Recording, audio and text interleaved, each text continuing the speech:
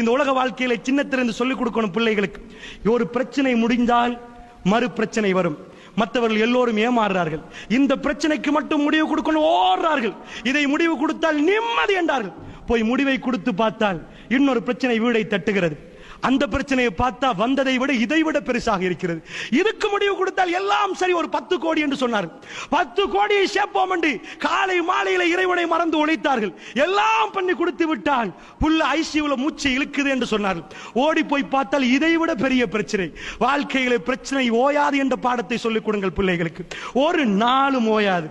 வாழ்க்கையில ஆகக்கூடிய பிரச்சனை உங்களுக்கு வந்தால் அல்லாஹ் உங்களை சிறப்பித்து விட்டான் என்ற அர்த்தம். உங்களுடைய கல்பு அல்லாஹ்வின் பாதையில் இருந்து பிரச்சனை கூடினால் ரெண்டுமே சேர்ந்தால் உங்களை அல்லாஹ் சிறப்பித்து விட்டான். இது முஸ்லிம்களுக்குரிய பாடம்.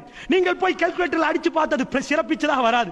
என்ன வாழ்க்கையில பிரச்சனை ஒரு பக்கம் தஹஜ்ஜுக்கு எழும்புறாரு, பிரச்சனை கூடுது, அல்லாஹ் சிறப்பிக்கிறானாம். வல்லாஹ் இதுதான் இஸ்லாமிய கண்ணாடி. இஸ்லாம் சொல்லுகிற பாடம். என்ன பாடம்?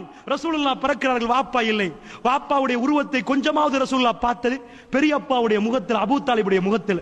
அவர் நேசமாக ரசூலுல்லாஹ்வை பாதுகாத்தார். ஆனால் அவர் இஸ்லாத்துக்கு வரவில்லை. 6 வயதில் ஒரு பிள்ளை தன்னுடைய தாயோடு வாழ வேண்டும் என்று உணர்கிற பருவத்தில், தாயோடையே இருக்கணும் என்று சுத்தி வருகிற பருவத்தில் அல்லாஹ்வுடைய தாயை எடுத்து விட்டார். ரசூலுல்லாஹ்வுக்கு அடுத்த பிரச்சனை தாய் இல்லை.